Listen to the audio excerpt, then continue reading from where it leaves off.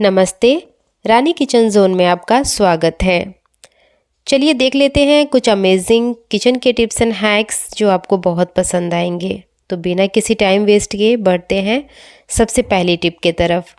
अगर आप बिना मेहनत के 5 सेकंड के अंदर सुई में धागा डालना चाहते हैं तो ये देसी जुगाड़ सिर्फ और सिर्फ आपके लिए।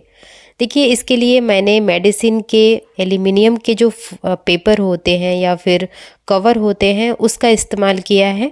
इसको बहुत पतला सा कट कर लेना है और फिर इसके आगे के साइड पे ना छोटा छोटा कट लगा लेना है। अब देखिए, सुई में मैंने इसे डाल दिया है। अब इसके ऊपर ना जो नुकीला वाला पार्ट है वहाँ पे आपको धागे को रखना है। सिंपल। इसके बाद आपको कुछ नहीं करना। देखिए, बस इसको इस तरीके से खींचना है। अब जैसे ही इसे खींचेंगे उस कट के साथ ना धागा सुई के अंदर भी आ जाएगा। और जिस काम के लिए आप लोगों के आगे पीछे डोल रहे थे कि मत थोड़ी सी आपकी हेल्प कर दे सुई में धागा डाल करके, वो आपको बिल्कुल भी नहीं करनी पड़ेगी। चलिए बढ़ते हैं अगली टिप के तरफ। देखिए, अगर आपके घर में बच्चे होंगे ना तो इस तरीके के जो स्किटल्स की बॉटल्स होती हैं वो ज़रूर होंगी। मेरे बच्चों को तो बहुत ज़्यादा पसंद है। जब कभी भी उनको मार्केट जाना होता है तो इस तरीके के स्किटल्स खरीद के ज़रूर ले आते हैं। उसको खाने के बाद देखिए उनके डब्बे का मेरे को बहुत ज़्यादा इंतज़ार होता है। तो जैसे ही ये डब्बा खाली हुआ तो मैंने सोचा कि इसके साथ छोटा सा एक आइडिया आपके साथ शेयर ज़रूर करना चाहिए। देखिए, यहाँ पे मैंने थर्माकोल लिया है और थर्माकोल के ऊपर इसे रख करके और इस तरीके से आप पेन पेंसिल या फिर स्केच पेन से निशान बना सकते हैं या फिर मेरी तरह यहाँ पे जुगाड़ भी लगा सकते हैं। देखिए, मेरे पास ये कटर था तो कटर को मैंने ना इस तरीके से इसके ऊपर प्रिक कर दिया। क्योंकि थर्माकोल बहुत ज़्यादा सॉफ्ट होता है तो ईजिली ये कट जाता है। अब देखिए, स्किटल्स की बॉटल के अंदर ना इसे डाल देना है। अब डालने के बाद देखिए इसमें ऑर्गेनाइज़ क्या चीज़ करूँगी मैं। आप सिलाई करते होंगे या फिर नहीं करते होंगे, बट इस तरीके की जो निडल्स होती है वो सबके घर में होती है। क्योंकि जब इमरजेंसी आती है ना तो वहाँ पे सिलाई मशीन नहीं काम करती, इस तरीके के निडल्स ही आते हैं काम। तो इसको ऑर्गेनाइज़ करने का ये बहुत ही प्यारा सा ऑर्गेनाइज़र बन गया है। इसमें ढेर सारी निडल्स को आप डाल करके रख सकते हैं। इसके साथ ही यहाँ से निकाल करके इसे यूज़ करना भी काफ़ी आसान है। और तो और चूँकि इसका जो शेप है वो सिलेंड्रिकल शेप में है तो इसको रखने में भी बहुत ज़्यादा प्रॉब्लम नहीं आती है। अगर आपका छोटा सा भी सिलाई का डब्बा है ना तो उसमें भी ये ऑर्गेनाइज हो जाता है। इसके साथ ही देखिए इसमें से निकाल करके यूज़ करना भी बेहद आसान है। और ये वेस्ट मटेरियल से चूँकि बना हुआ है तो इससे अच्छी बात कोई हो ही नहीं सकती। क्योंकि इसको हम फेंकने ही वाले थे तो क्यों ना इसको दोबारा हम रीयूज़ करें और इसके बाद फेंकें। तो कैसी लगी ये टिप हमें ज़रूर बताइएगा। अच्छी लगी तो एक लाइक और चैनल को सब्सक्राइब ज़रूर करिएगा। अगर आप चाहते हैं कि आपका जो फ्लोर है वो शीशे की तरह चमके तो आपको कुछ छोटी छोटी टिप्स का ख्याल रखना होगा। कई बार आपने देखा होगा कि जब फर्श पे पोछा लगाते हैं ना तो उसके जो दाग धब्बे होते हैं वो बहुत आसानी से नहीं छूटते हैं, या फिर अगर गलती से छूट भी गए तो पोछा लगाने के बाद एक अजीब सी बदबू आती है। ऐसे में आपको क्या करना चाहिए, देखिए जब कभी भी आप पोछे का पानी रेडी कर रहे हो तो उसमें 1.5 ढक्कन के आसपास विनेगर और आप यहाँ पे ना विम लिक्विड जेल आधा चम्मच के आसपास डाल दीजिएगा, उतना सफिशिएंट है। अब इन दोनों चीज़ों को अच्छी तरीके से मिक्स करिएगा और सिंपल जैसे आप पोछा लगाते हैं वैसे आप लगाइएगा। अच्छा, इससे फ़ायदा क्या होगा, देखिए जितने भी ज़िद्दी दाग धब्बे होंगे वो विनेगर की वजह से बहुत अच्छी तरीके से छूट जाएंगे। और इसके अंदर चूँकि हमने विम लिक्विड जेल मिलाया हुआ है तो सफाई ये बहुत अच्छी करेगा। मतलब जब आप पोछा लगाएंगे ना, लगाने के बाद आप अपने फ़र्श को देखेंगे तो बहुत ही ज़्यादा आपको सेटिस्फेक्शन मिलेगी।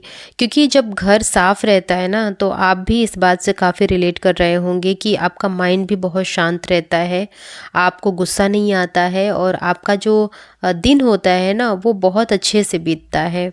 यहाँ पे क्या करना है कि आपको इस टिप को यूज़ करना है और अपने एक्सपीरियंस हमसे कमेंट बॉक्स में शेयर करना है। अब बढ़ते हैं आगे और देख लेते हैं अपनी अगली टिप। देखिए, हम अपने घर में रेगुलर बेसिस पे पानी की बोतल या फिर इस तरीके के जो ऑयल के बॉटल्स होते हैं इस्तेमाल करते हैं। अब उसको जब खाली हो जाता है तो हम डस्टबिन में ही फेंकते हैं। बट यहाँ पे देखिए मैं इसका एक छोटा सा तरीका बताऊंगी इसको रीयूज़ करने का। सबसे पहले देखिए, चूँकि ये फ्लैट सरफेस है इसका, मतलब इसका जो बॉटम है वो बिल्कुल फ्लैट है, तो ये हमारे बहुत ज़्यादा काम का है। अब देखिए यहाँ पे मैंने इसे कट कर लिया है, और कट करने के बाद ना इसके बीच में आपको होल बनाना है। अच्छा, होल आप देखिए चाकू को गर्म करके भी बना सकते हैं। मेरे पास ये शोल्डर है जिसको मैंने अच्छी तरीके से गर्म कर दिया है। इससे होल करना काफ़ी आसान होता है। अगर आप DIY के क्रिएटर हैं तो इस तरीके का शोल्डर आपके भी पास ज़रूर होगा। तो आपके पास है तो इससे भी आप यहाँ पे होल बना सकते हैं, अदरवाइज़ आप चाकू से भी बना सकते हैं। अब देखिए ये जो ऑर्गेनाइज़र है ना, ये बन करके बिल्कुल तैयार है। इसको आप अगर मार्केट में ख़रीदने जाएंगे तो आपको पैसे देने पड़ेंगे, तो यहाँ पे तो बिल्कुल फ्री का सौदा है। यहाँ पे एक भी पैसा नहीं लगता, सिर्फ थोड़ी सी मेहनत लगती है। अब देखिए अगर आपके सिंक में नेट नहीं है तो आपने देखा होगा कि जो कचरा होता है वो सिंक में जाता है, जिसकी वजह से आपको ब्लॉकेज की भी समस्या झेलनी पड़ती है। तो यहाँ पे आप ये जब नेट लगा देंगे ना तो आपको काफ़ी सहूलियत होगी। कोई भी कचरा होगा इसके अंदर फंसेगा और आप वहाँ से निकाल करके अपने डस्टबिन में डाल सकते हैं। इससे आपका जो नाला है वो भी ब्लॉक नहीं होगा। बढ़ते हैं आगे और देख लेते हैं अगली टिप। देखिए चुकंदर एक ऐसी सब्ज़ी है ना जिसमें पोषक तत्व भर भर के होते हैं। ये हमारे हेल्थ के लिए भी काफ़ी ज़्यादा फ़ायदेमंद होता है। इसमें विटामिन, मिनरल, फाइबर और एंटीऑक्सीडेंट अच्छी मात्रा में होते हैं, इसलिए आपको इसे कंज्यूम करना चाहिए। अब देखिए इसमें प्रॉब्लम क्या आती है और क्यों आती है। सबसे बड़ी प्रॉब्लम इसके स्टेन की होती है। अगर आप इसे हाथ से काटते हैं तो आपके हैंड लाल हो जाते हैं। आप किसी प्लेट में काटते हैं तो आपकी जो प्लेट होती है वो भी लाल हो जाती है। तो देखिए इससे बचने के लिए अगर आप इसका पराठा बना रहे हैं या फिर सैलेड वगैरह कट कर रहे हैं, तो जब कद्दूकस करना होगा ना तो ये तरीका ज़रूर ट्राई करके देखिएगा। सबसे पहले आपको एक प्लास्टिक लेनी है और प्लास्टिक के अंदर ना ये कद्दूकस डाल देना है। बाद आप देखेंगे कि आपके हैंड में बिल्कुल भी स्ट्रेन नहीं लगेगा, और जब आपको इसे इमीडिएट यूज़ करना होगा तो आप इसे कर सकते हैं। अदरवाइज़ कई लोग ना इसको स्टोर भी करके रखते हैं, क्योंकि एक बार में कद्दूकस करके रख दो ना तो फिर उसे यूज़ करना काफ़ी आसान होता है। बार बार आपके हैंड गंदे नहीं होते, और साथ के साथ ये पिगमेंटेड भी नहीं होते हैं। तो मेरे ख्याल से ये टिप काम की है। आप इसे ज़रूर ट्राई करिएगा। इस तरीके से कद्दूकस करके प्लास्टिक में रखना है आपको। अब देखिए जब हम प्लास्टिक में इसे रखते हैं ना तो अदर कोई भी बर्तन गंदा नहीं होता है, और जब आपको ज़रूरत हो तब आप इसको निकालें और रेसिपी में यूज़ करें। अब बढ़ेंगे अगली टिप के तरफ। तो देखिए इस तरीके के जो बच्चे किंडर जॉय खाते हैं ना, उसके अंदर इस तरीके की बहुत सारी रिंग्स मिलती हैं प्लास्टिक की। तो इसका मैं एक अलग तरीके से यूज़ करके दिखाऊंगी। देखिए सबसे पहले यहाँ पे मैंने डबल टेप ले लिया है और इसके ऊपर इस तरीके से मैंने चिपका दिया है। इस बात का खास ख्याल रखिएगा कि यहाँ पे जो डबल साइडेड टेप होगी ना वो अच्छी तरीके से ग्लू वाली होनी चाहिए। अब देखिए मैंने इसे चिपकाने के बाद इसके ऊपर का जो पेपर होता है वो निकाल दिया है, और केटल में पानी गर्म करने के लिए हम हमेशा इसका इस्तेमाल करते हैं।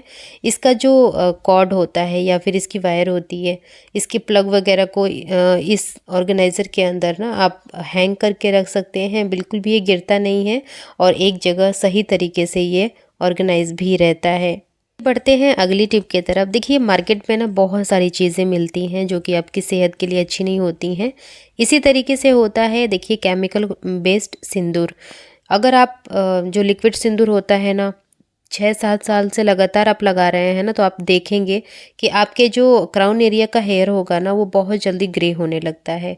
तो इसके लिए आपको एक होममेड तरीका बता रही हूँ। सबसे पहले हल्दी ले लीजिएगा, इसके अंदर बेकिंग सोडा डालिएगा और थोड़ा सा नींबू का रस मिलाइएगा।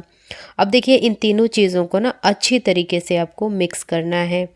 इसको जैसे ही आप मिक्स करेंगे ना धीरे धीरे इसका जो कलर है वो चेंज होता हुआ नज़र आएगा।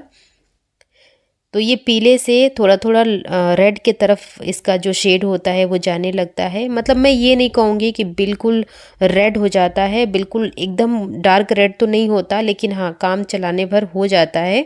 जैसे आप कई बार ना आपके घर पे मोली या फिर सॉरी रोली वगैरह ख़त्म हो जाती है, तो इस तरीके से आप बना करके यूज़ कर सकते हैं। थोड़ा सा इसमें ऑयल डाला है और मैंने इसको थोड़ा सा लिक्विडी फॉर्म में कर दिया है।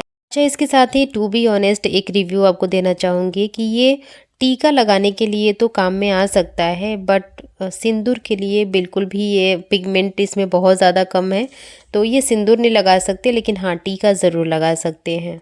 बढ़ते हैं आगे और देख लेते हैं अगली टिप। देखिए यहाँ पे मैंने एल्युमिनियम की कढ़ाई ली है। जब आप इसमें खाना बनाते हैं तो कुछ टाइम के बाद ना इसके अंदर काले काले से निशान हो जाते हैं, जिसको साफ़ करना ना थोड़ा मुश्किल हो जाता है। हालांकि एल्युमिनियम इस्तेमाल नहीं करना चाहिए, बट कुछ चीज़ें ऐसी होती हैं ना जो बहुत अच्छी होती हैं, उसमें खाना वगैरह बनाने में अच्छा लगता है। तो इसी तरीके से मेरे पास ये कढ़ाई है जो कि थोड़ी सी बिग साइज़ की है। तो अगर घर में 5-6 मेंबर भी आ जाते हैं तो आराम से इसमें बन जाता है खाना।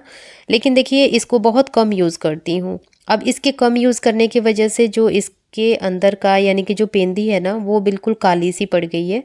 तो एक हैक देखा था, मैंने सोचा कि चलो एक बार ट्राई करके देखते हैं कितना सही है कितना गलत है।